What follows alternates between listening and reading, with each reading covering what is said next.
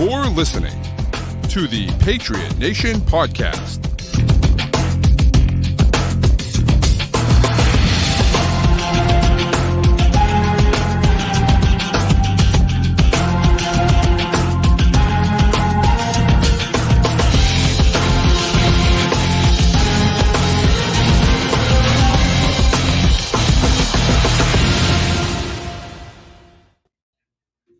All right, welcome back into another edition of the Patriot Nation podcast. As always, you got Pat Lane here with my guy, Matt St. Jean. And this episode, as always, is brought to you by FanDuel, the official sports wagering partner of CLNS Media. Go to FanDuel.com/Boston to sign up today. Matt, we got some coaching announcements today. We got some roster movement today. It's an exciting time. It really feels like we're heading into 2024. Things are happening. It's nice. And I don't want to poo-poo the Bill Belichick era, but there is something nice about here's a formal press announcement with a list of all of our coaches. When was the last time we got one of those? And it's not it doesn't, in no way does it mean the coaches will actually be good, but I do having that, hey, here's all of our guys and what they do. It's nice. Yeah, I like that they're going that direction. Yeah, I do agree. Before we get into the coaching stuff, I'm going to throw this at you from left field here, but oh boy, there were a few things from the Super Bowl that were left over that we didn't talk about. Specifically, I think the overtime one, the overtime decision, because a bunch of people went back and forth about the overtime decision, right? Of course, the new overtime rules, I'm sure everyone listening knows, but the new overtime rules state that both teams get to possess the ball in overtime. Obviously, if there's a pick thrown, that's possession for the first team, right? And so then first score would win. But in this case, both teams would get to possess the ball. And so the Chiefs talked about, we want to get the ball second because we feel like then we know what to expect. The Niners, it seemed to me, were completely unprepared for the situation, didn't understand. And maybe Kyle Shanahan did understand and he did know and he didn't talk to the players about it. I don't know, right? Yeah, that's what I had heard reported, is that the coaches in San Francisco knew what was going on and that they kind of didn't think it was a big enough deal to prep the players, which I fundamentally disagree with. But I also think, fortunately for San Francisco, the lack of preparedness is not why they lost the overtime. They just Well, and that's but there's a few different things that come down to it, of course. But they went on a great drive and then couldn't punch the ball in the end zone, and then it was like, well, the Chiefs got it, and everyone in the world knew the Chiefs were going to score a touchdown, which they did, right? And it was just okay. Your situation, and by the way, I think we know Bill Belichick's not the head coach of the Patriots anymore, but I think we know what Bill Belichick would have done, because when they changed the rules to a field goal won't win in overtime anymore, he elected to defer at the start of overtime against the Jets back in 2015, I think. Well, that was a wind thing, though, wasn't it? It was a win thing, but also I believe it was because not just a field goal would win, right? Wasn't that the case, that a field goal alone wouldn't win, correct? It was the combination of the two things. It was the fact that it was super windy and they figured they can't kick a field goal here, and they thought it was going to be tough to throw the ball anyway. So they figured, all right, now we get the ball and all we need to do is score once in any way and we'll win. And also, if I'm remembering that game correctly, the wind was blowing very strongly in one direction. And the idea was, if you get a stop, you can force them to punt into the wind and probably get the ball at the 50-yard line and be in really good position. Right. Of course, it didn't work out that way, but of course, you have to get the stop. Correct. So if it were you, if you win the situation, you win. By the way, kudos to the Niners for sticking with their plan. They did the same thing the Patriots did the last overtime Super Bowl, where the Patriots called heads, because Slater's always called heads, didn't get it, called heads again to start overtime, did get it. Law of consecutive probability says chances are you're not going to get two in a row. Nevertheless. So they did the same thing, called tails to start the game, didn't win, called tails to begin overtime, did win. Would you have chosen what they did, or would you have done what the Chiefs did and elected to kick off? I would have chosen what they did. And I think the other thing that Kyle Shanahan mentioned in the decision-making, what I think it was him or somebody in the org mentioned, was the stamina of the defense. The defense had been on the field a lot in the fourth quarter, and they wanted to give them a bit of a breather there, and they had just been on the field. Yeah. So I had no issue with the decision. I just think, it's Patrick Mahomes on the other sideline, and that he's probably going to score a touchdown. Although, to be fair to them, in hindsight, it's why, it's Patrick Mahomes. Of course he's going to score a touchdown. But to that point in the game, his only touchdown drive had come on a short field after a muffed punt. They had held him out of the end zone every other time. Now, obviously, the last drive of regulation, they only got held out of the end zone because of the clock and the game situation. But, by and large, the defense did a good job. I thought they made the right decisions. And the game came down to the fact that when the 49ers had a chance to score a touchdown, they couldn't block and messed it up. And when their defense finally got the Chiefs that won 4th down, they could have won the Super Bowl on that play. They didn't execute well. I thought they made the right decisions, and the coaching decisions were right. Execution wasn't, in a way that also reflected on poor coaching. Right. And I will say, people calling Steve Wilks a scapegoat at the end, and I just thought that 4th down play, because that was the Super Bowl right there. You stop them and you win. They ran that same play like at least 5 times during the game, and they never adjusted to it. One time, Mahomes picked up like 25 yards on a carry. It's just like, what are you doing? How do you not scheme that? Didn't make any sense. They were crashing so hard on any kind of option stuff on the running back. The other thing too that I go out of my way on Twitter, like follow beat writers of all the teams. That way I get a little bit of like the insider drama. This has been a thing all season. The drama between Steve Wilks and everybody else in San Francisco. You go back to the Minnesota game that they lost earlier this season, and there was a play call. That was the play call before the half. You might remember it. It was a touchdown to Jordan Addison where he ripped the ball away from somebody and then went the length of the field and scored. Yeah. It was because San Francisco was blitzing, and Kyle Shanahan reamed out Steve Wilks publicly after that and was like, that was not a situation where we wanted to blitz. We don't want that to happen. And after that, Steve Wilks used to coach and make his calls from up in the booth. They made him come down to the sideline after that. That was a big internal moment there. And in that final drive of the season against Patrick Mahomes in overtime of the Super Bowl, Kyle Shanahan had to call a timeout because Steve Wilks called a blitz on something that he didn't want called. Right. And you add that to the fact that, I think the defense actually played very well in the Super Bowl for the most part. Yeah, right. They almost lost the game against the Lions, and they almost lost that game against the Packers because of what the defense did. They're way too talented of a unit to be playing like that. I think Steve Wilks is generally a good defensive coordinator, but it clearly was not working with that group. Yeah, and I agree. I don't think it should be super shocking. And there's a certain amount of scapegoat to it, but also Kyle Shanahan he's not going to fire himself. He's not going to say he's not going to say, let me fall on the grenade and fire myself. Right. The only thing he can do is get rid. He's the offense, and the defense had some bad moments. And it wasn't working. So you change the defense. That's really all you can do, and that's true. That's a good point. All right, back to the Patriots. We'll get back to the Patriots here. And Dad Skywalker, by the way, says Vrabel or Belichick would be perfect for the Niners. I agree. Belichick with her would be fun. Belichick over there would be wild. Imagine Belichick with Kyle Shanahan. The crazy world, the absolute insane world, is the one where after retiring last year, Tom listens to the 49ers and does come out of retirement to play for them. Wilks still gets fired, and then Bill ends up as the DC there this year. Imagine that world where in 2024, the Kyle Shanahan-led 49ers are quarterbacked by Tom Brady with Bill Belichick. The difference is Steve Wilks wouldn't be fired today because the Patriots the 49ers would have won the Super Bowl. Because that's that the game Brock Purdy didn't play poorly. Right. Tom Brady makes at least one of those 2 throws late that Brock Purdy missed. That's the difference between I would say 3. He had that one. Man, I know he's got Chris Jones in his face, but it's 3rd and goal. You can't shy away. You got to stand in the pocket and take the hit and get the ball to Jennings for a touchdown. That's a touchdown. He's walking in for a touchdown. It's a timing route. And you go back to the end of regulation, that 3rd down, they bring a corner blitz, and Brock Purdy throws to the guy was defended. Yeah, throws to the wrong slant.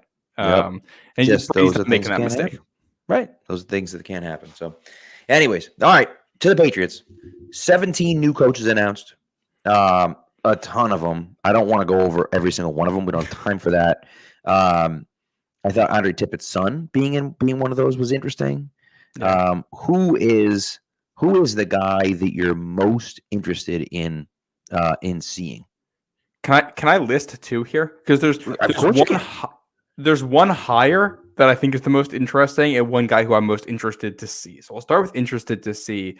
That's your new wide receivers coach, who's not that new. Tyler Hughes was with the Patriots very recently and spent last season with Washington as an offensive assistant there. As the same Washington Huskies that produced 3 receivers that are going to get drafted in the top 100 this year, with an offensive coaching staff that lit up college football all year long. Got the head coach going to Alabama now with Nick Saban retiring. Like, that was a coaching staff that did very, very well last year. And this new wide receivers coach got to sit and learn with them all year long. And, he knows New England. He was just here. So I think that means they must have liked what they saw from him in the building previously as well. And I'm excited to see what impact he has, not just on the receivers, but in his input into the offense. Because, what they were doing at Washington is not similar at all, really, to what they were doing at Cleveland with Alex Van Pelt. So 2 very different offenses. I want to see how that comes together. The guy who I think was actually the most interesting hire here is Tom Quinn, the assistant special teams coach. He was the special teams coordinator for the Giants for over a decade, including he was there for 2007 and 2011 when they beat the Patriots. Very accomplished. He was in Tennessee this past season. He was the assistant, and then the head guy got fired by Vrabel, and he was the head special teams coach for the end of the season. Yeah. But, a guy who's older and that experienced combined with a guy who's younger and he's going to assist him. Interested about that dynamic. And I'm also interested in the fact that right now you've got a special teams coach, a very, very experienced assistant special teams coach, another assistant who I think is also a quality control guy. That's Andre Tippett's son, Kobe Tippett. And then we know Troy Brown is still on this coaching staff somewhere. If he isn't on offense, which I assume he isn't, he's got to be another special teams assistant. So we're looking at 4 special teams coaches, probably. Yeah. Which is interesting. Yep. They totally revamped that. Yeah. That's a great point. And I really like the idea that you have young guys in positions. And so what you do is you bring older guys in to be assistants to them, right? I think that's a great, I like the idea of giving Jeremy Springer the special teams, but he's new, he's young, right? And so what do? You hire a guy that's got a ton of seasoning and has done a ton of stuff to be there. I think that's a great thing, right? And, Drew Wilkins, who, he hasn't been around for too long, but he's been around for about 10 years. Dante Hightower comes in as a brand new coach. And so you hire Drew Wilkins as the outside linebacker coach, and he coaches off, inside linebackers. I think that's a good thing. And so I look at it and just sit there and say, okay, that stuff makes sense to me, right? Yeah. And so we'll see. Look, I don't know how great everyone's going to be. I'm not sure, what we're going to get out of the offensive line. We got 2 new offensive line coaches, right? Yeah, Bill Yates, I assume, is out. Adrian Clem obviously seems to be out. And so, we have 2 new offensive line coaches. I don't know, Scott Peters, they played in the league, but what does that mean to me? Not much. I don't know, so he has some what do you call it? Is it wrestling or UFC or something in his background? I think which I like. That. Yeah. A guy who anything you can work on. Yes. Cause it's all about hands and feet. Right. And so much more about footwork than it is than people give it credit for. Obviously there's a ton of hand stuff in there as well, but anyone that has any extra experience with, hand work and footwork, that, and Patriots Forever said MMA background. So those are the things for me where it's you're working on your hands, you're working on your feet. That's all you're doing, right? With that. So, so I like the idea of something like that and branching out a little bit, you know what I mean? And so, so we'll see. And they went to Drew says they're upgrading the weight room as well. And so, that Moses Cabrera is out. who's been there for a long, long time. But I think that there are pros and cons. And look, and you said it, we have no idea. We have no idea how this is going to work out. But I like the fact that they brought in a bunch of guys. They're bringing in a ton of people. And really, the reason you do that is because when you have Belichick has a small staff. Why does Belichick have a small staff? Because Bill Belichick has a specific way he wants to run things. He knows how he wants to run things. He's been doing it for 30 years. He gets it. He's like, I got it under control. We're good. You know what I mean? And so, and listen, it obviously didn't work out the last few years, but that was the philosophy. Gerard Mayo's a brand new head coach. He's 37 years old, right? He doesn't know what the hell he's doing yet. And so bring in a bunch of guys and you can lean on their skills for a bunch of different things. I like that idea. Yeah, I agree.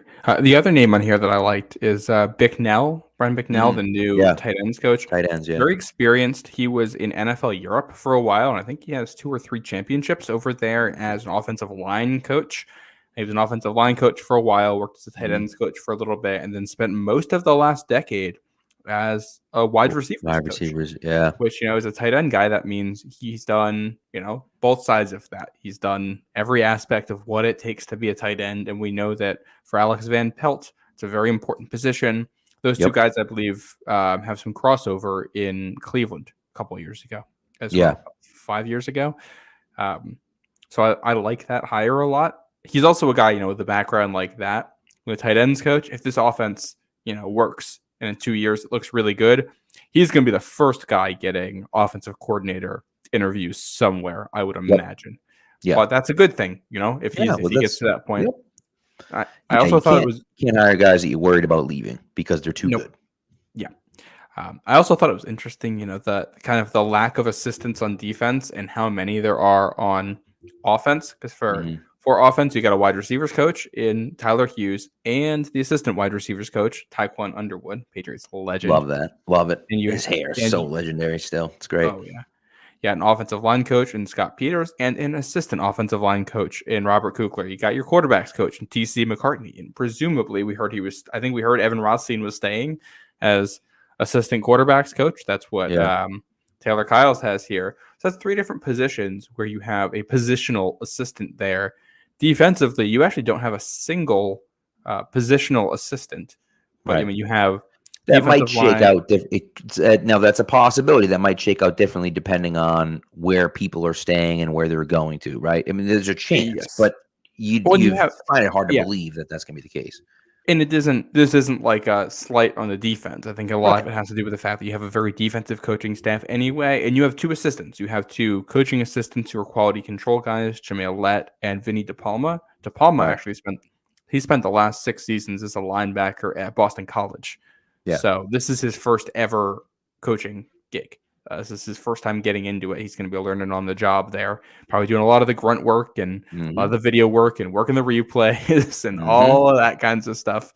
And they also, they break out inside and outside linebackers. I thought it was interesting. I assumed Dante Hightower was going to be assistant linebackers coach, but instead he is inside linebackers coach. Drew Wilkins is outside linebackers coach. So I think a storyline when we get to OTAs and camp is how do they break that out? Are these guys going to work together with all of the linebackers, or are they really going to be splitting up the linebackers into these groups for different drills? And that'll tell us, how they feel about different guys. Where does if Mack Wilson returns, which it seems like he wants to, and everybody seems to want that to happen, do they have him as an inside guy or an outside guy? Because he played both last year. I'm curious to see that. Yeah, that's a good point. By the way, I just got a text from my dad about this. That Bicknell's father was the head coach at BC when Doug Flutie played there. So that's a great. So he's got some local ties. Some local ties. A little bit of trivia there. I like that. Bob Bicknell. I love it. So anyways, so look, we don't know where the coaching staff is going to go. We don't know what it's going to look like, but I think what they're doing makes sense. Now, we were talking about this in the group chat,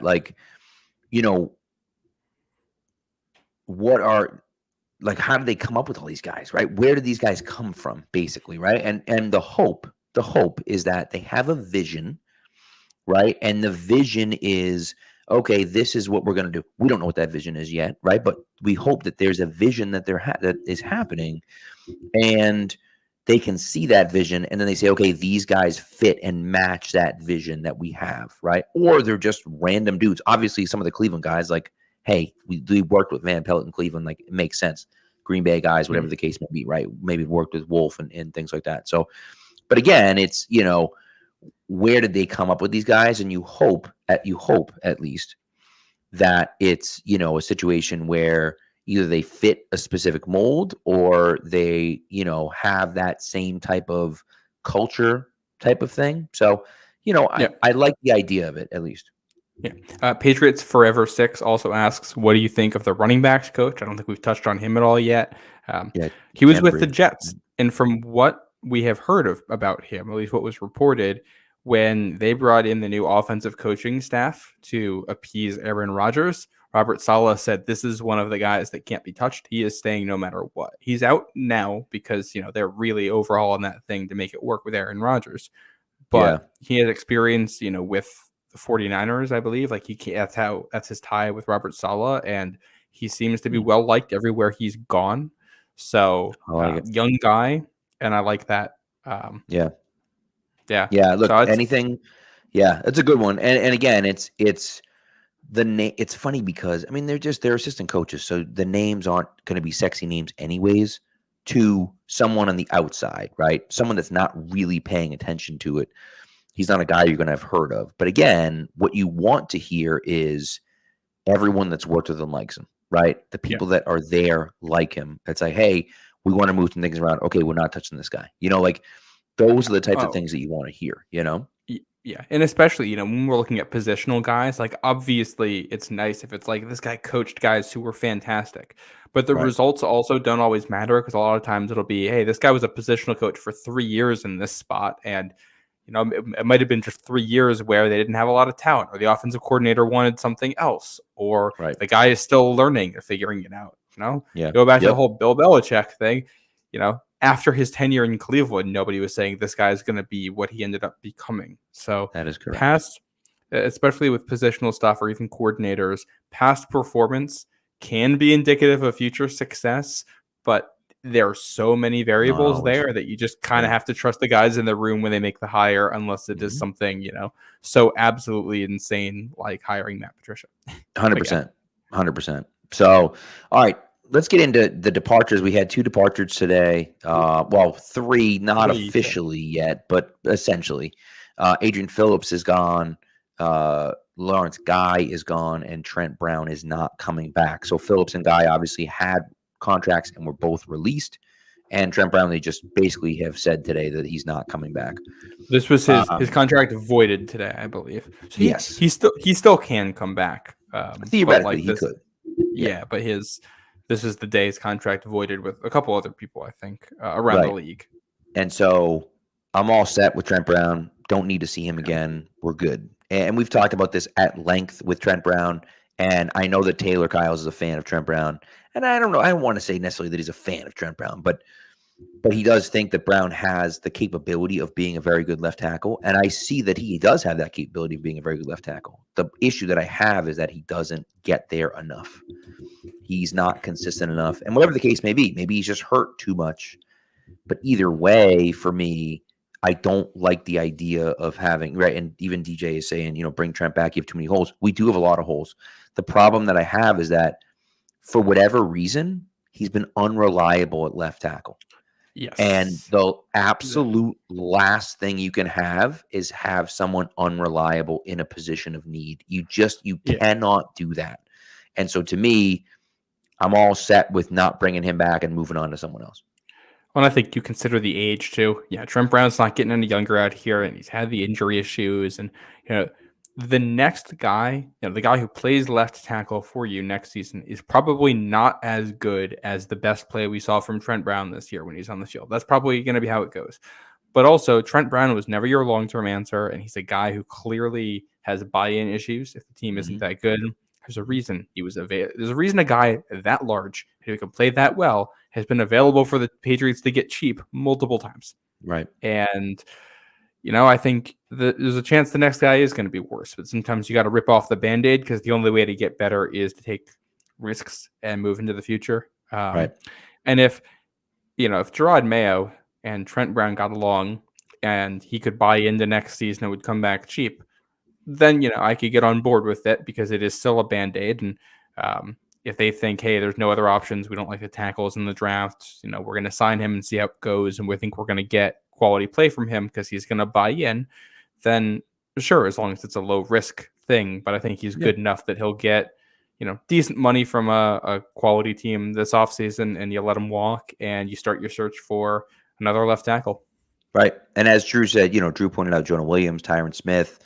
There are guys in free agency that can do that. And there's a very deep tackle class. And some of these tackles can't play left tackle. And that's true.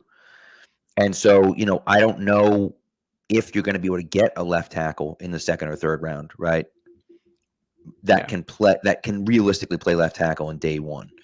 Yeah. But I also think that, there's some chance that, you take a tackle in the first round, that you move down. Yeah, Ryan literally just said it. You move down and you take Joe Alt or Olu Fashanu and you plug that guy in at left tackle and you go from there. Right. And so, to me, that makes a ton of sense to me.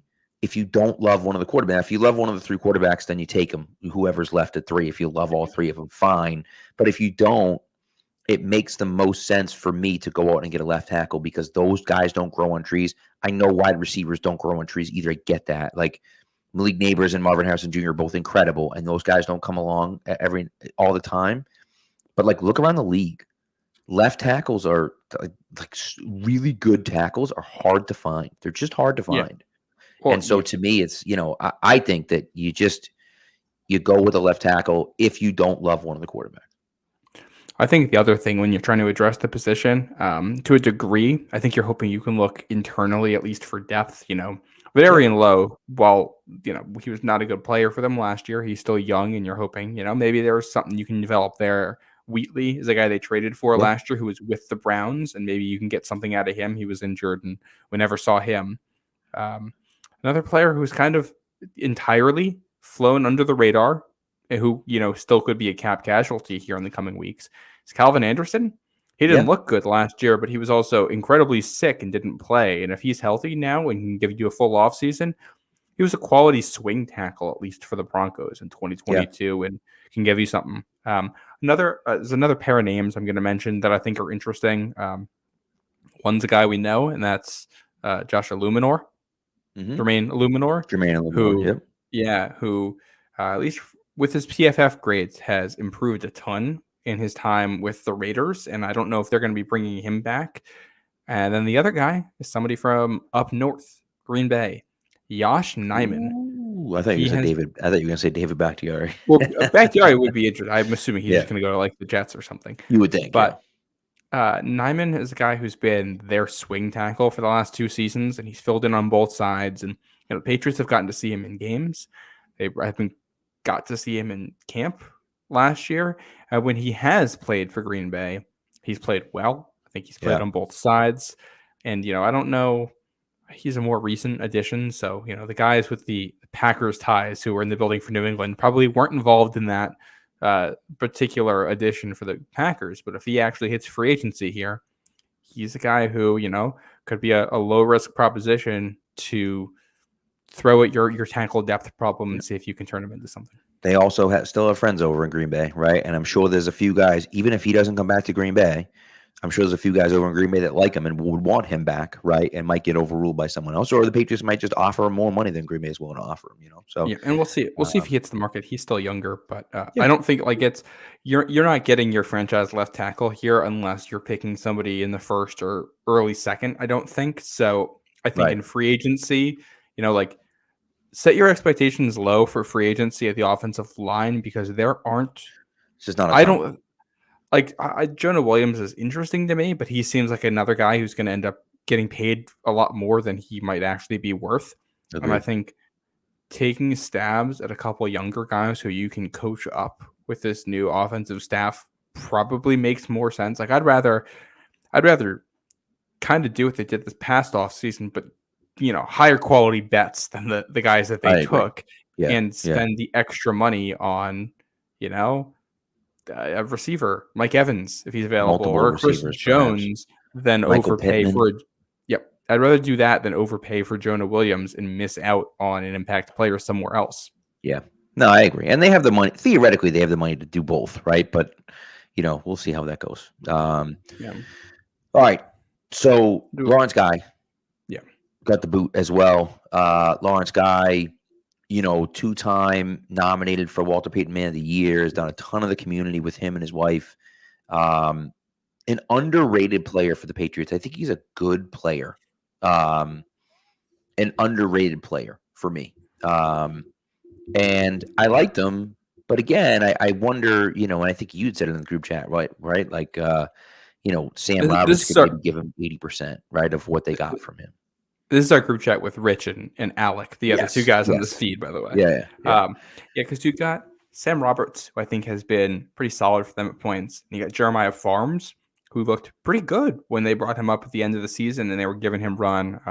Another name we kind of forgotten about in here, and even I forgot about earlier, is Daniel Aquale, who as a spot pass rusher has been good. And he got lost for the season pretty early on last year. And that with the other injuries flew under the radar. But they have some cheap, young, in-house fills for Lawrence Guy. And this guy's 34 years old now.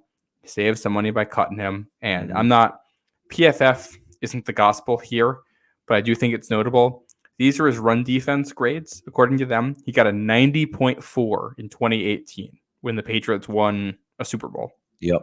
65 in 2019, 67 in 2020, 62 in 2021, 51 in 2022, and then a 47 in 2023.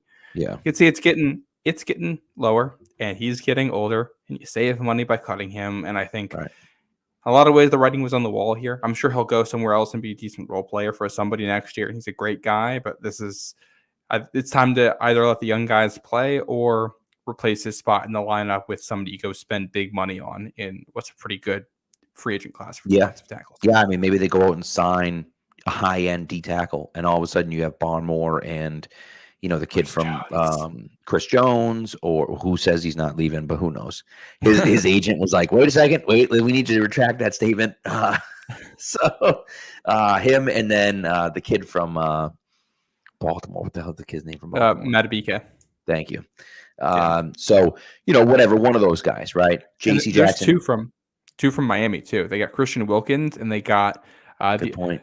The other guy whose name is totally escaping me right now, but they got another dude down there who's big, who's given New England trouble at points. And it's not Sealer, because there's also Sealer. I would have loved, but he's but you're right. There is another Dolphin, but I can't think of his name either. But you're right about that.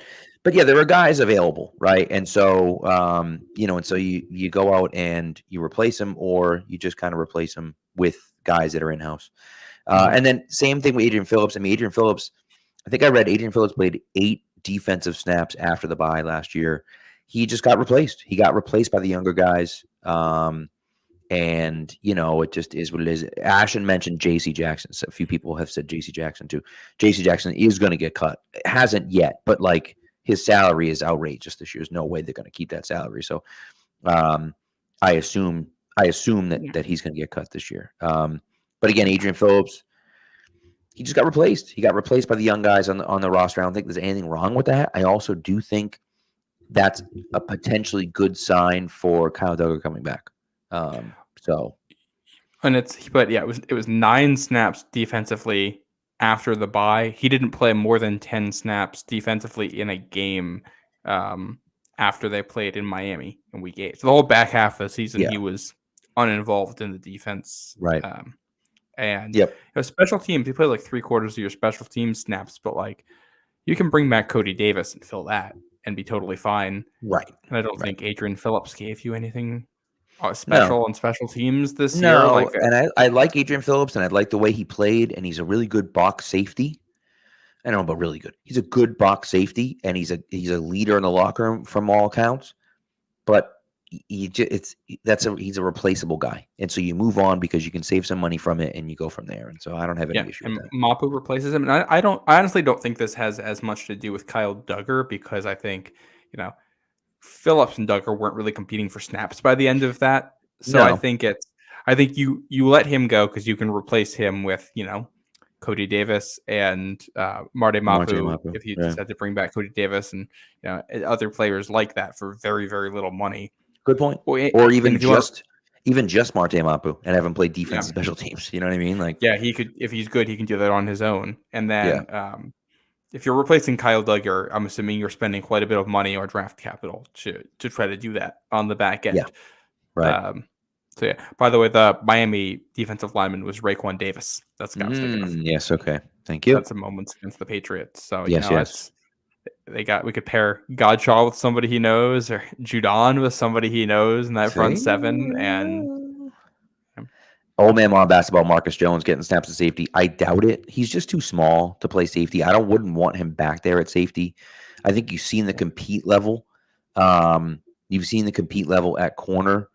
The T. Higgins game, he couldn't compete. T. Higgins 6'5". You know what I mean? Like, it's what are you gonna do about that? But even like he had a nice pass breakup against Devontae Adams, locked him up a few times. So those are. I think that he's more of a slot guy. I'd like to see him kind of play a little bit of slot and a little bit of slot receiver, and then obviously he's your main punt and kick returner too. So he's not. I wouldn't be putting him back at safety if I were the Patriots. At least. And the size is the issue there because it's tackling, but the other part is he's just like he doesn't make plays on the ball against big receivers. He's not going to be that guy, and that's kind of the number one issue. If you got him playing deep and a T. Higgins type is coming towards him, that's a rough situation. Even if he's got the speed to play it correctly, Right. They're going to throw at that, and they're going to make a play. Absolutely, they are. Yeah. Yep. So all right. So that's good. So I look.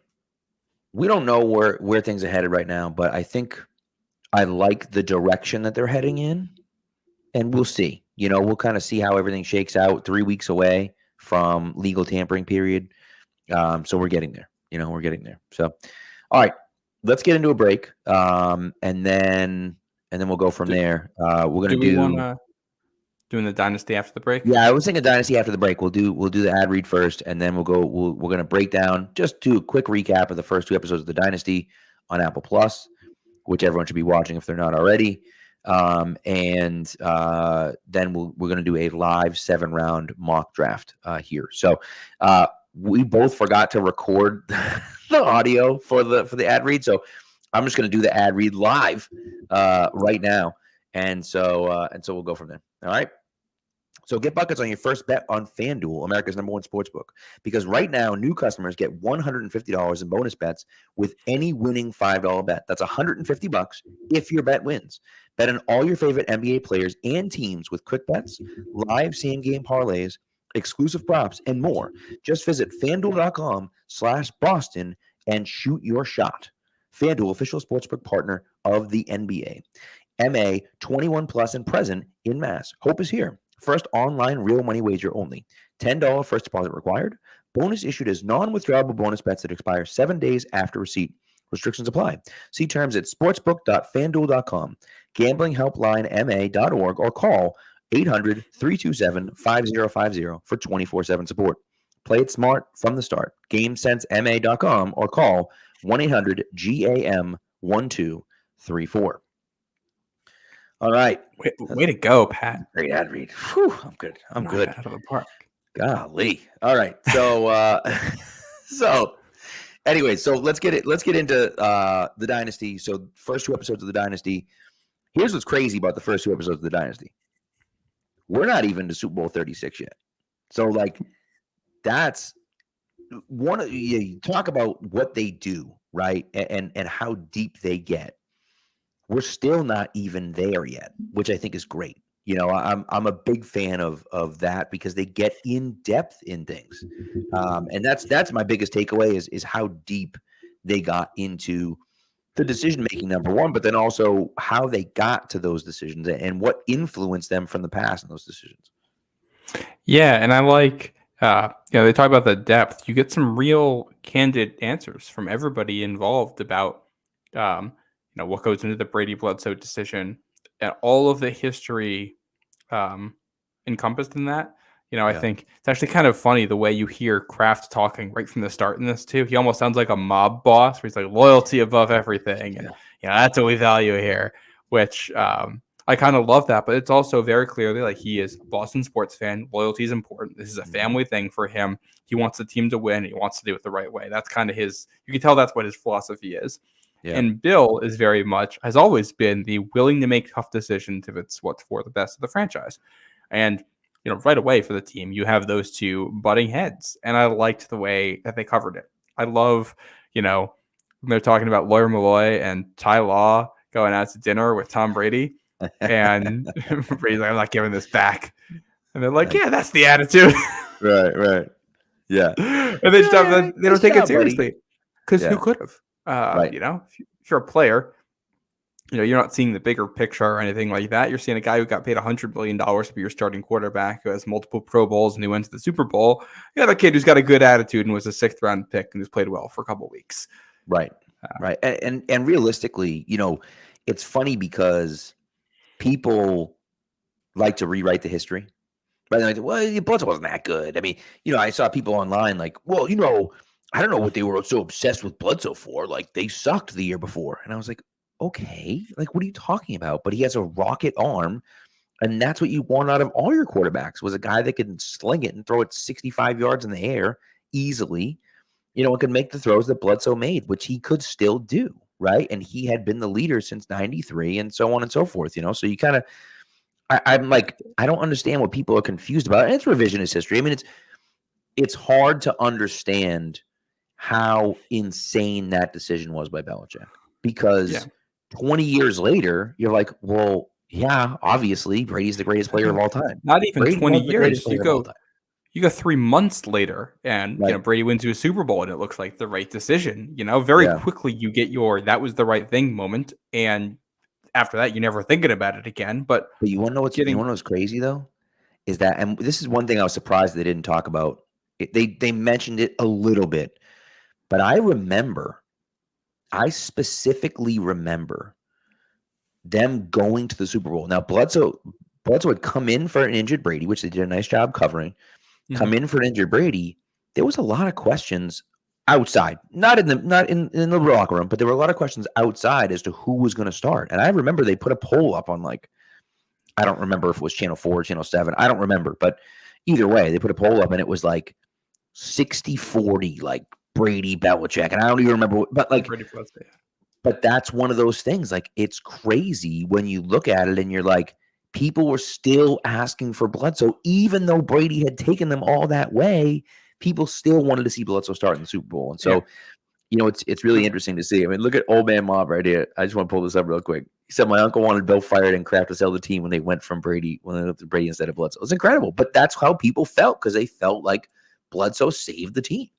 Yeah. And I think they did a really good job of handling, you get to see the defensive players who are at that point, they're really the leaders in the locker room, and the way they felt about everything that was going on there, which, side note, I think my favorite moment in the documentary in the first couple episodes, like the one that set the tone for me, is Willie McGinnis talking about that game against the Colts, about how they knew they needed to set the tone.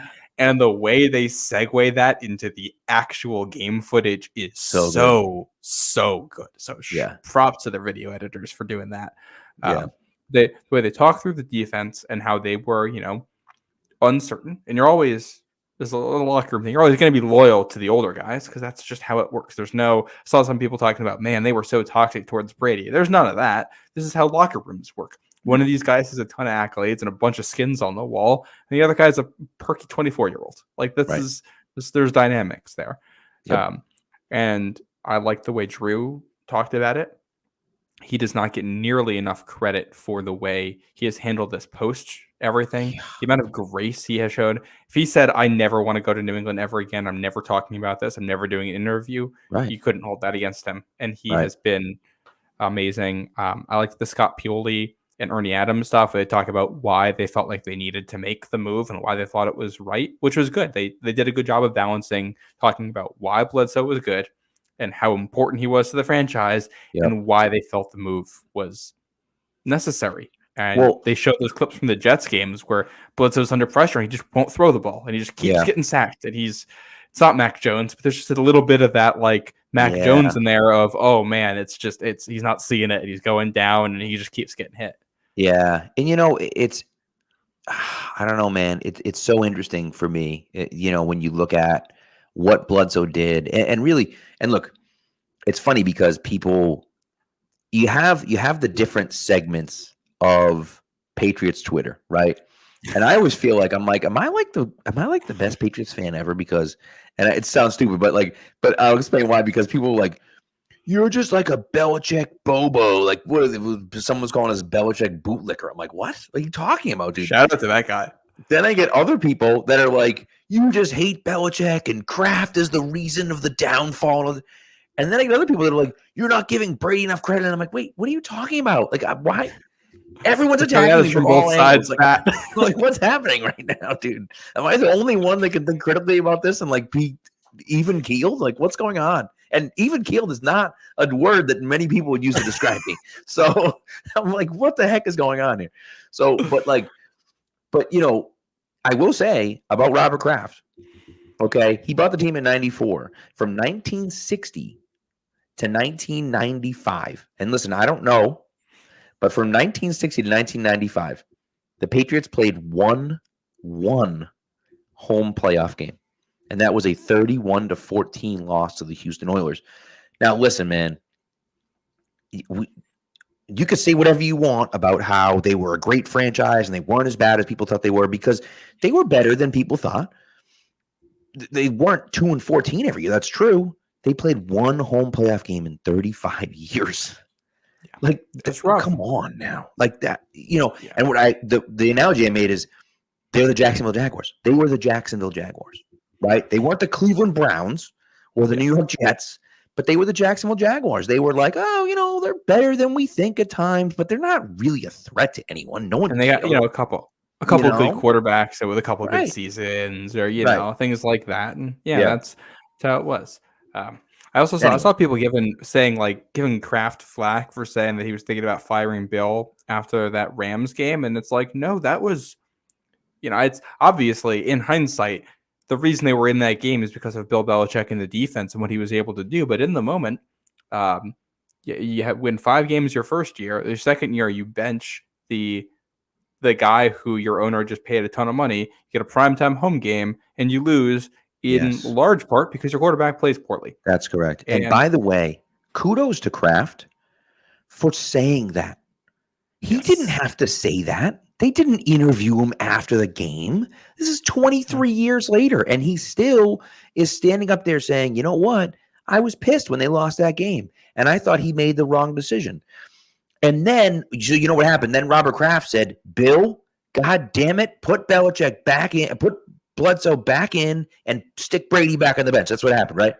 He yelled at him to put Bledsoe back in, and then, it's not what happened. No. Brady played the rest of the year because Kraft stayed the hell out of it, right? So he may have felt that way, but it doesn't matter. What I liked, because Kraft didn't stay entirely out of it, I liked the way they described the relationship is, I think, exactly what you would want. Kraft comes to him and says, hey, this is a bit concerning. You've benched a guy who I like a lot and who I paid a lot of money. And the other guy, I don't know if he's doing it. Right. And it was clear that Bill was like, no, this is my decision and I got my reasons for it. And Kraft was like, all right, well, this is on you. We're going to see how this goes. And that's life in the NFL, and everybody came together around it. And I'm sure, if they have a losing season that year and Brady doesn't play that well, I'm sure he does get fired because that's life in the NFL. Correct. Quarterbacks will get entire organizations fired. Mm-hmm. And Pioli said as much, which I thought they did. They got fired in Cleveland because it wasn't just that. I don't think they probably should have done a little bit more on the Cleveland stuff and how Art Modell announcing like 2 games into the season they are moving the team completely undermined Bill's last year there. But we couldn't get into all that stuff. But I did like the fact that they did look at that Bernie Kosar stuff and be like, hey, we saw that Kosar didn't have it anymore, so we needed to move on. We know it wasn't going to be popular, but we did it anyways. And it essentially got us fired, right? Yep. And, and we knew the same thing was going to happen if we went to, if we were ready to move on from Drew. We thought Brady was the guy to do it with, but we don't know for sure, of course. And if it doesn't work out, then we're back out on the street again, And so, but I thought that getting the look into, we know what's coming for us if this doesn't work, right? And I think that was, it wasn't like, oh, we can do whatever the hell we want, right? They weren't sitting there saying that. They were sitting there saying, we believe that this is going to work. We know what's on the line if it doesn't work, but we don't care because we believe it's going to work. And so, and that's what you get put in that role to make tough decisions. Mm-hmm. You got to make the tough decision and stand by it. And I think, if you want to go to the modern example of kind of the opposite of that, the guy who I always think about is Brandon Staley, who he didn't do a great job as a coach, but after he stuck to his very analytics forward, this is what I'm doing type of thing, and then got bullied out of it by the press in his last season, he totally abandoned that and coached like any other coach. And it's like, you were hired because this is what you were supposed to do, and then you abandoned it. So at least if you stick to your guns, you could say, hey, this is who I am, and this is why, and then you just totally lose why you were doing it. And credit to Bill and Pioli and all the other decision makers there for saying, hey, this is our evaluation. We know it's controversial. We know we're going to get yelled at by the press about it, but we're not changing our minds because everybody in this building knows that this is what's best for us to win football games going forward, regardless of any other circumstances, and we're going to stick to it. Yep. You got to have that kind of conviction. And they also, we've seen the show with the interview we did. We got to get the sneak preview, and they do a good job of establishing the theme of the quarterback decision. Yeah. And Bill Belichick's relationship with the quarterback. And everybody will see how that unfolds over the following 8 episodes. I'm excited to rewatch episodes 3 and 4 at the end of this week. Me too, yeah. By the way, the other little tidbit before we move on that I really liked was that Kraft mentioning that, we cleaned the fields as much as we legally had to. But that was it. And he's like, I don't know if I should be saying that, but it's like, hey, these legally have to be cleared out, and we cleared out just as much as we needed to. And I'll tell you what, there's a play that everyone forgets about, and I think I've mentioned it here on the podcast before. My dad and I still talk about this play as being one of the biggest plays in that game. The Raiders punted to the Patriots, and I think it was the second quarter. I might be wrong about that, but I think it was the second quarter. Patriots doing nothing offensively, and the Raiders punted, and the ball gets down near the goal line, and it was a rookie safety who was just waiting to down, and it was just rolling and rolling, and he's just watching it roll, and he picks it up. He's in the end zone. He doesn't know he's in the end zone. If the snow wasn't going on, right, he downs that ball at the 2-yard line. The Patriots are stuck, and they're punting. They're probably not picking up a first down, and then they're punting in the shadow of their own end zone. And on a night like that, the Raiders are getting the ball at midfield at the worst. And so you think that's a massive play that happened. And so, because you play a little gamesmanship with, hey, listen, we're cleaning as much as we have to, but we're not doing any more than that, so it paid off for them in the long run. And so what a game what a freaking game that was, man. I loved how they handled the tuck rule part of it too. I thought they nailed that, especially because the way they do it is, they basically treat it like that's the end of the season until, the music comes back in and everybody finds out, wait, this is still going. And getting that authentic reaction from everybody, I think, was really good. As a video editing nerd too, I think the sound design in this is fantastic. I love when they do the, when from the AFC Championship game there at the end and you get the music and it's like, this is the moment. And then Brady gets hit and the music stops. Yeah. So good. Yeah, incredible. Yeah. And did they cut the audio out when Adam kicked the field goal? I think they went silent, I believe. Because you lose the football. You can't see it. It's just and then Ernie Adams comes in and is like, of course, that's when coach says, was it good? Yeah. Do we have it? Nobody saw it. So yeah. Oh yeah. And it's the opening montage of the whole thing too. Oh yeah, that 3-minute montage. I mean, someone said to me, I showed that to someone. My brother-in-law actually showed it to this weekend, and he was like, "They don't even." I don't even need the rest of the series. Literally, just that 3 minutes is incredible, Yeah, and it's I'll let you know right now, you're going to feel every emotion that you felt during the whole run over again. Every good one and every bad Fortunately one. and unfortunately. Yep. Yeah. Yep. And in a way that I think is almost therapeutic too. Yeah. I found watching the whole thing, getting to experience some of the negatives again, but with the context of everything else that happens, there's a certain, you get to go through it again and get over it a little bit more than I was Exactly. before. And I will tell Hurts. you that, you hear people say, people have been bashing it and people have been, I just, look, I thought it was great. I thought it was incredibly well done. Of course, I've seen all 10 episodes already. Yeah. I thought it was very well done. I thought it was unbiased for the most part, right? I mean, there's every documentary has a little bit of bias to it. And unfortunately, whoever's telling the story, and if everyone's going to give their side of the story, and if one guy isn't going to talk or isn't going to give their side of the story, it's kind of hard not to root against that guy because he's not giving you his side of the story, right? So, but at the same time, I think everything's covered fairly. I think that they get into everything. They don't leave important things out. They don't try to make them look better than they were. I just think overall, as a whole, it was incredibly well done, and everyone's gonna love it. I really do think that everyone's gonna walk away saying like, I had so much fun watching it. It's fantastic. And I think, I think the biggest takeaway I have from the whole thing, like the biggest cool thing to me, is the candid interviews with Tom Brady. He is very honest for the whole documentary about everything. And wears his heart on his sleeve for the whole thing too, You see the full range of emotions for him. And as a guy who's a childhood hero of mine too, getting to hear him honestly talk about what he thought in his experiences, everything from living in that little house when he's a rookie with his buddies playing video games all the way through the end of his time in New England. It's really cool. Like That's cool. Yeah, I agree. Boomer, that's one hell of a story. It's a great story in juvie.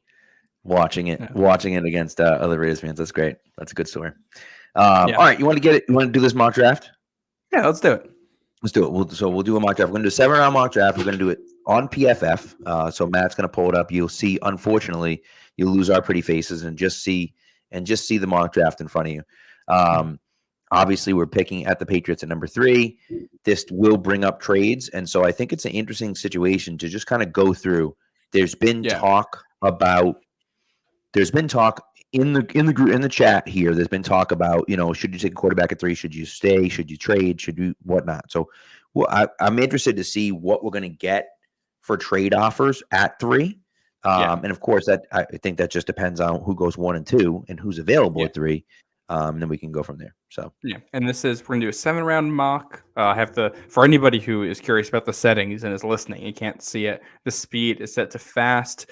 The care for positional value is a little bit less than halfway. Didn't touch draft for needs, and I turned up the randomness to half, especially because PFF's board is still, a little bit all over the place, and all of the boards are now. So when I do mock drafts, it gives me sliders. I'm turning up the randomness because weird stuff happens in the NFL draft, and these boards are not even close to complete at this point. Right, and the combine hasn't even happened yet. So, we still don't know. Some guys drop. Some guys are going to drop, and some guys are going to rise between now and the draft, anyways. Yeah.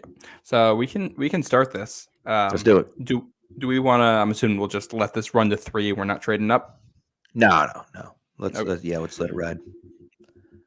All right, so Patriots are on the clock at pick number 3. PFF says that the top 3 guys are Marvin Harrison Jr., Malik Neighbors, and Brock Bowers.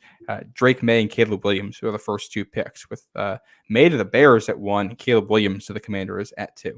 Surprising. That's surprising. All right, let's take a look at how many trades this is. 1 or 2? It's 3 actually. 3. Let's see. So they don't actually offer you trades in the PFF one. They just tell you teams that are interested. Right. Yes. So the Chargers would be interested, the Falcons would be, and the Bears would be. I think if we want to keep this realistic, of these 3, I think the Bears would be the only team interested. All right. So let's go. Not the Bears, the Falcons. That's what I thought. I'm like, the Bears. Yeah. Okay. Yeah. So Falcons at 8. Yeah. So let's see. Let's see what we could get from obviously them. We do 3. What about 8, 43, and their first next year? It's about a 50-50 chance on this. Ooh. Do you want to throw in like a 5th round pick next year or something like that? Let's see. If we do that. That doesn't really change it. 52 to 55. That's probably not worth it. Okay. Do we want to? I can't see the chat right now, so I don't know what they're saying. But if you're going to trade, try to get Pitts, is what people say. People are advocating for Kyle Pitts. Let's see what this so looks like. Should we take out? Well, let's throw in Kyle Pitts. It says the trade will not be accepted. They're not interested in trading Kyle Pitts in this one. All right. Well, there you go. Okay. So let's take Kyle Pitts out of there. Yeah. Let's see if we make this a future 2, what it says. Future 2, they would accept. Now, what do we think about this? 843 and 74 this year and a future 2. That's interesting, but I think I'd rather the first next year. Okay. So why don't we do the first next year and maybe throw in a 3rd next year? It gets it up to 3. I honestly, I'm okay taking Marvin Harrison Jr. if they aren't okay with this. All right, so let's offer this. We could do the Jaden Daniels conversation too. So let's offer this. It's basically a 50-50. We'll see if they take it. Not accepted. All right. So we can juice it if we want, or we can stay here. It's up to you. What if we just let's just if we throw in that? What if we throw in a 4th next year? Just throw in a 4th next year and just see what happens. Okay, let's try that. It's 59% chance of being accepted. Offer trade, not accepted. All right, so let's just stay at 3. All right, right? Because we don't need to move back to 8. So this is the conversation, right? Do you want to take Jaden Daniels, or do you want to take Marvin Harrison Jr.? Those to me are the 2 guys, the 2 guys that I'm looking at 3. Marvin Harrison Jr. is number 2 on PFF's overall board. And Jaden Daniels is 22 on their overall board. Wild to me. My personal opinion here too. I like Jaden Daniels a lot. I like his tape. I think he's a ton of fun to watch. He's grown every year as a player. He can do a lot right. But statistically, guys who come out as late as he do are low hit rate guys. And for as much as they need a quarterback, they need a receiver. Marvin Harrison Jr. could basically fix your wide receiver position for the next decade and a half. All right. And so F it. Let's do it. Let's do Marvin Harrison Jr. and we'll go from there. Okay. We'll try that. And this is going to run to. Now listen, 34. do you want to? No, let's just go to 34 and see what happens. I was going to say, do you want to maybe trade back up and get a quarterback? But, oh my god. Oh my god! So this is not realistic, and this is where you get the weird stuff with PFF because they have the quarterbacks rated so low. As we sit here, the top 2 players on PFF's board at pick 34 are quarterback Jaden Daniels and quarterback JJ McCarthy. That's outrageous. That's outrageous. I kind of think we ignore this because I don't think either one of them is going to be there in real life. I agree with you. Can you see who wants to trade with you here? Who wants to trade with you? There's one team, and it's the Cowboys. From 56. How far of a drop? 50, it's 56. That's 22 spots. Quick math. Yeesh. I don't like that. I think you kind of just have to take somebody here. Yeah. You can't. 56 is too far down. Penix, I assume, is gone. Is Penix gone? No. No. He would be. And I wouldn't. They have Penix at 47. I would be. See, I'm skeptical on Daniels, Nix, and Penix just for the age things. Although 34, the 34 it is a little bit different. Right. I think it's worth noting. You look at the tackle situation. If you're not going quarterback, my first thought is to just go tackle here. I agree with you. But we're here in kind of the gap for tackles. If you look at billion tackles went off the board in round 1. Like a crazy amount of tackles. They got Amarius Mims at pick 20 to the Steelers. They have Graham Barton listed as a tackle. He's not. He's coming out as a center. J.C. Latham at pick 23. Troy Fountainu at 26. Jordan Morgan at 29. And then Tyler Guyton at pick 33 right before New England picks. Yeah. So I like Patrick Paul a lot. He is a project. Yeah. And so I don't love the idea of taking him. Kingsley's fine, but I just don't think that I'm not confident that he's going to be like a starting caliber left tackle anytime soon. He's a reach. The only thing that really you benefit from with Kingsley is that he's young, which makes me feel a little bit better. He is also a He played left tackle this past season and right tackle in 2022. So he has experience at both sides. Right. He's a good pass blocker, weak run blocker. This would be a reach to take Kingsley Sumamatia. I don't know how to say that. Yeah, I don't know either. But what if would this be insane? Would it be insane to trade with Dallas? Let's see what a trade with Dallas would. Like, what if we did 34 for 56 and a second next year? They like that. What if we get 87 and a third next year? Get an extra pick in this year's draft. That's not bad. I mean, I know you're moving back 20 spots, but like I'm kind of in the middle right now. And so I wouldn't necessarily mind moving back 20 spots. I think you can trade back up from 56 if you want and still maintain some draft capital. Theoretically, although, yeah, okay. Either way. Thanks, Dad. We'll see you, buddy. Thanks for coming through. Go ahead. Let's offer it and see what happens. They don't accept. Really? It's like 77% chance. We could just offer it again and see if they take it the second time. That wouldn't make sense. What if we just threw in like a 6th-round pick? Could do it next year. It doesn't do much, but it does something. We can try it. What the hell? You know what I mean? Trade accepted. They accepted it. Okay. All right. So would we want to try to come back up here at some point and trade back up? Yeah, we certainly could. What do you want to get when we trade back up? Do you want to trade back up? Probably Kingsley if we like him. All right. So do you want the other one is there's the Yale tackle too who I like. That's true. So do you want to trade back to like? Why don't we move back up to like? Maybe not fit like 45. Let's say. Yeah, let's try that. 45, 46, somewhere on there. Let's try that and see where we get. Let's see who came off the board there. Yeah, no tackle, which is 44 is where I paused it. Okay, and so no tackles off the board. No tackles have come off. Let's see what a trade up here would look like. If we give up that future third's too much. What about a future 4th? What if we did a future 3rd and we get a future 4th back? Move back next year to move up this year. Yeah, I like that idea. Let's try it. And we're on the clock. Love it. All right. Kingsley? I like that. Kingsley, let's do it. Yep. All right, I like it. We're wheeling and dealing here, Pat. Yeah, we are. Aren't we? I like it. I'm down with it. Oh, Ricky Pearsall. Look at that. This is where things get interesting at pick 68. PFF's best 5 on the board: Ricky Pearsall, the Florida wide receiver; Kieran Amegdaji, the Yale tackle; Christian Haynes, the guard from UConn; Braylon Trice, the edge defender from Washington; and Rook Orahoro from Clemson. I gotta up my pronunciation game here. Yeah, I don't know. Nope, don't know. You got Tez Walker, Jamari Thrash, and Brendan Rice, and Malachi Corley, kind of all in that. Hashtag my guy.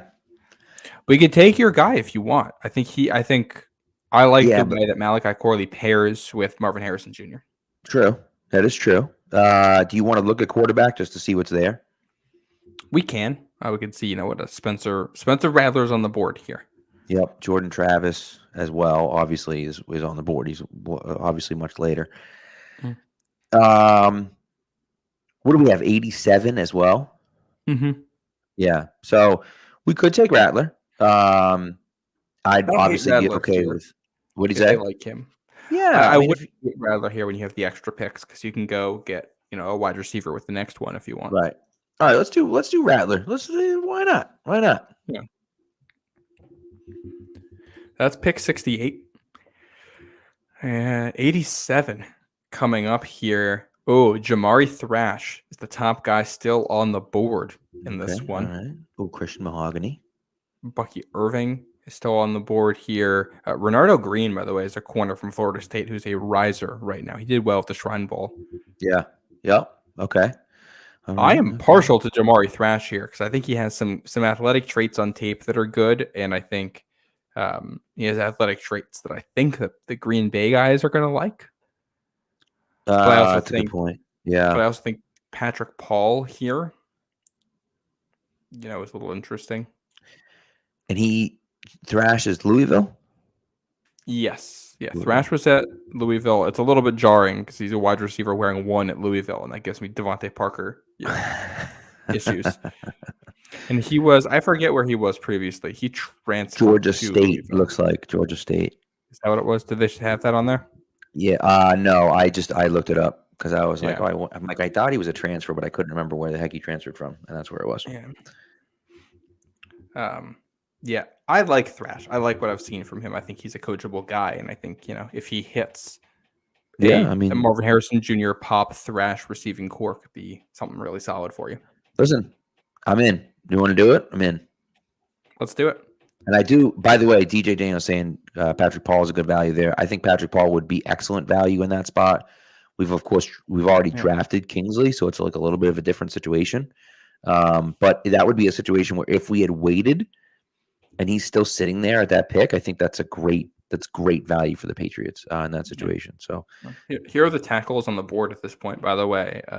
Of the guys here, Christian Jones would be the most intriguing if we wanted to double dip at tackle. Yeah. He's played right tackle for the last 2 years, and he's got some mean hands. He's very, very strong and physical player.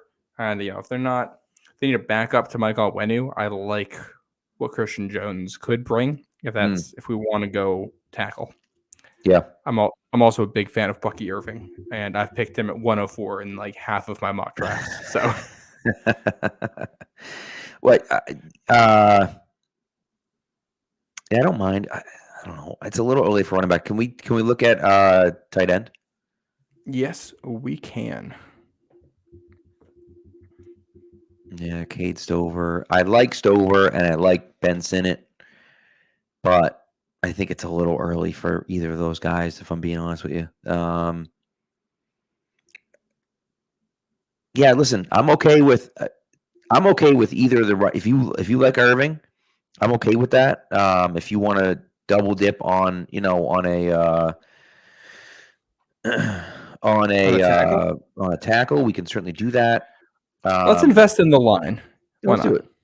Yeah. So I will say, Christian Jones, it says here, is the third best tackle on the board. They have Matt Goncalves, and Dominic Pooney still on the board here from Pitt and Kansas. I have not watched either one, so I can't really say much about either one of those guys. I'll look at Goncalves here. Goncalves, I think it is. Goncalves, okay. Yeah. Oh, he only played 3 games this season. That's okay. Why. Yeah. We'll go Christian Jones. I think they would like him in New England. Yeah. DJ disagrees. He wants them to take Bucky. That's okay. I think that's fair. Like, I love Bucky Irving. We're also doing something a little bit different here. Why Correct. not? We're gonna do a whole bunch of these. All right, 5th round. I think I know exactly who we're taking. Yeah. You'll get Jordan Travis. No, I'm just kidding. No, Will Shipley? No. Well, one more pick down the board there. Oh my God, Ben Sinnott. Ben Sinnott at 136. Do we send it in? I'm a fan. of that. We're both Ben Sinnott guys. Yeah. Yep. So, and again, you need a tight end. I think Sinnott does enough good things, blocking and catching the ball, that's beneficial for you. And so we'll see, but I think that's solid. Oh, so boy. What do we got? Well, let me tell you, Jaheim Bell still being here at 182 tickles my fancy. He's also a tight end, is he not? He is, and I think those are two guys. Ben Sinnott's best trait is his ability to block, really, and he's like a traditional inline tight end. Jaheim Bell is like, H-back, line him up anywhere. They're both tight end, but they play the position very differently. Yeah, and Jaheim Bell's a great athlete. I want to see what his testing looks like. Screw it. Let's do it. 2 tight ends. Come on. We're not even entertaining defense in this draft. This is we don't need to. Is this what do we have? 2 receivers, 2 tackles, 2 tight ends, and a quarterback so far? Yeah. I love it. It's so outrageous. I love it so much. Should we take? I feel like we need to take a defensive guy, just to be fun, just because we should. I want to see. Well, you know what? I'm gonna see if he's still here. Jalix.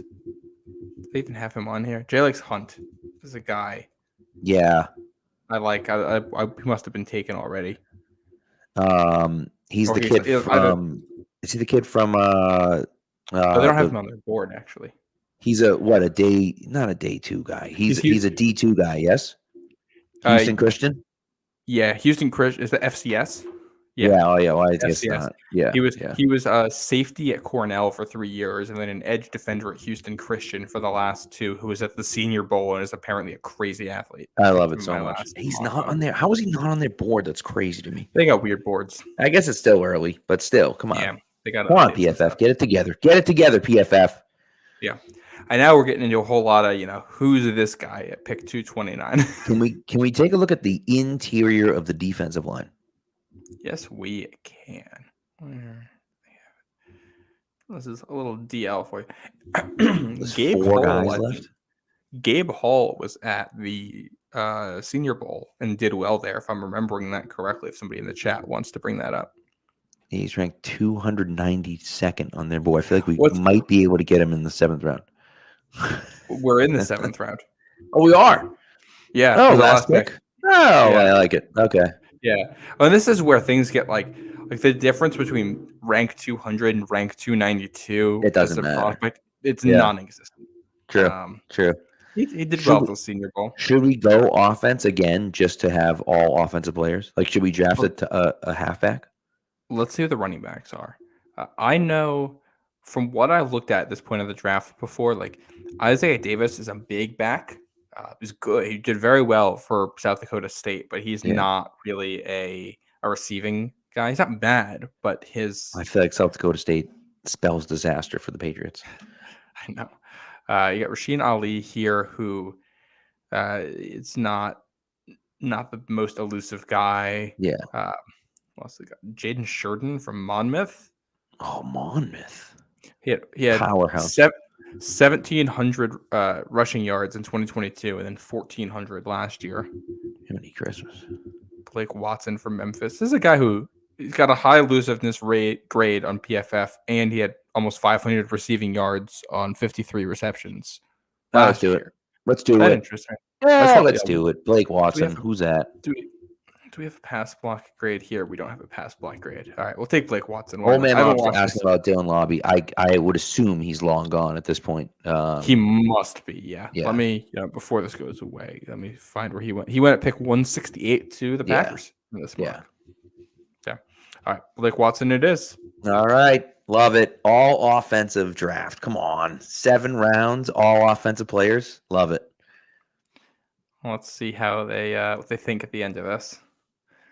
Grading our draft, we get an A-. That's pretty good. There's the final draft right there. I'll tweet this out after. You gotta take a screenshot and tweet it out. That's good. That's fun. That was fun. We're gonna do more of that. So we are gonna do Mondays. We didn't officially announce it before the show, but Mondays we're gonna do mock draft Mondays. Stealing from Murph. Sorry, Murph, but we're stealing from Murph. Mock draft Mondays. You can email us your mock drafts, and so the email is like the easiest email of all time. It's literally Pat's Nation Network at gmail.com. So that's it. And we can threaten like the description for this on YouTube and podcast or whatever. Yeah. So, and just send us any mock drafts on Mondays.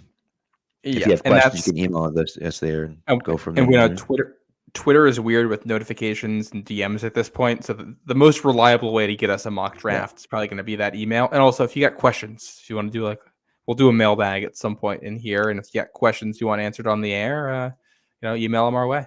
Yeah, I like it. And DJ was saying too, which he said, trade back to the 20s and get a tackle next time. And I think that's good. It's to me, mock drafts are all about, like you said, trying on different things and seeing what works and seeing what doesn't work. And so that's that. And yes, Light Engine, we will send it to the coaches so they know what to do.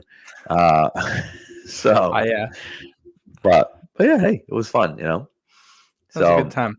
All right, so that does it. Oh, before we go, just one super quick thing. Not Patriots related, okay? So if you're not interested in movies, that's fine. You could just log out. But I saw Madam Web today. Holy shit! I mean, you talk about a terrible movie. I don't know why it was made. Sony now has ruined Marvel. Sony has come out with Venom 2, which is arguably the worst movie I've ever seen in the movie theaters. Um, uh, Jesus Christ, what the hell was the stupid Jared Leto? Morbius, which is just so bad. Morbius, people convinced them to re-release it in the theaters, and no one went to go see it because they memed it. It was ridiculous. And now this movie, which is just, it was a 2 out of 10. It was awful. It was awful. But it wasn't so bad that it was like you have to go see it bad. It was just like I was sitting there. I'm like, the movie ended. I'm like, why was that made? Like, what would they weren't even telling a story. It was crazy. I was like, this is nuts. But anyways, I just thought, I was like, Sony's got to stop making movies, man. What's crazy is that Sony's made all the Tom Holland movies. Of course, they had a lot of help from the MCU, but still, and they made the Spider-Man movies across Spider-Verse and Into the Spider-Verse, which are two of the best movies ever. And they come up with this garbage, and I'm like, what the hell's going on here? So I don't know. I don't get it. But it's bad. It's bad. And Ashton, you made the right decision. You made the right decision staying home and watching Oppenheimer instead because it sucked. It sucked. Yeah, I don't know anything about this movie other than that everybody is complaining about it. So I'm bad. I'm horrible at watching movies. So I probably wasn't going to watch this anyway, but now I'm definitely staying away. Yeah, it's just, I just was sitting there the whole time and I'm like, are they serious here? Like, is this what is going on right now? I couldn't believe it. I'm like, this is just, there was no rhyme or reason why it was made. There was zero character development. And then it's like one of those things where like the dialogue is so bad. And then you're just like, I wonder, you don't know, like, is it the actors are terrible, which they probably are, but is it like the actors because they're so bad, or was the writing that bad that the actor just looks even worse than it was? You don't know. And was it the director, not being able to get the most out of people and, not making good adjustments on the fly? And I'll stay home and I will keep watching The Sopranos. Yeah. Yeah. That's a good call. I'm in season 2 now. I'm finally catching up and watching it. I watched The Wire years ago and now I'm finally on to The Sopranos. Yeah. Yep. That's a good point. Yes. And DJ mentions the star. Dakota Johnson is just terrible. She's just a terrible actress. Is she? She was in the 50 Shades movies and whatnot, and she just is awful. She just isn't good in anything. So, but yeah, she keeps getting work. Just like the writers of those movies. If you look up the writers of those movies, like the writers have made, like, they did this, they did Morbius, they did Gods of Egypt, they did like some Dracula Untold, they did like some of the worst movies ever. And they just keep getting work. And I'm like, who keeps hiring these clowns? Like, what's going on, man? It's crazy. Credit to them. Hey, man. The Adam Gaze of the directorial business. That's right. That's right. They don't even have, at least Adam Gaze had good stuff with Peyton Manning. They don't even have anything. They got nothing good on their resume. And they still keep getting work. So, got to love it. It's the American dream. They got something going for them there. Yep. So, you got to bring back your podcast with Taylor just to rant about that. I told him, I'm like, bro, we have to do something. So he's crazy busy right now, but maybe after the draft we'll do 1 or 2 episodes, but we'll see. Yeah. So, and we'll sneak in one more question here before we go, because Old Man Mob is dropping one in. Pat and Matt, out of the two, Drake May or Jaden Daniels, who would fit Alex Van Pelt's offense the best? Yeah. I don't know if you have a strong opinion. I mean, we talked about it already, but like, Jaden Daniels scares the crap out of me. He might be good, but he scares the crap out of me. He's old. Really only has the 1 year production. It's a concern for me. And so for me, it's Drake May over Jaden Daniels. And pretty emphatically. And I agree for fit too. I honestly think, with what they did in college, neither of them is all that similar. They're both kind of spread style offenses in a lot of ways, but I think Drake May has done a tiny bit more of what Alex Van Pelt has done with the Browns, at least. So that makes me feel better. Although, I like both of these guys, but I'm not in love with either quarterback prospect. I also think it's worth, I mentioned this to you before the show, but I'll mention it on air. We saw the Commanders hire Cliff Kingsbury, who has the ties to Caleb Williams. And now you've got the Raiders hiring Scangarello, I think his name is, as a quarterback coach, who's a guy who's been working with Caleb Williams and like his draft stuff, his offseason workouts and everything. So I think it's interesting that 2 teams are now hiring people tied to Caleb Williams. It could just be that they looked at the offense and said, hey, they made Caleb Williams look good. We'll get him for our quarterback. But right. But interesting. But who knows? Something I agree with you out there. And DJ also said, get Baker and Evans, draft MHJ, and call it a day. I mean, it's a great plan. It sounds like the Bucs are not going to franchise Baker Mayfield. Now, that just might mean that they are comfortable with where they're at with a contract extension. Seems like he's going to stay in Tampa, but if he doesn't and he becomes available, he to me is an absolute no-brainer as who the first guy you should be bringing in as a veteran quarterback. And then at 3, things open up for you. If you sign someone like him, things open up for you at 3.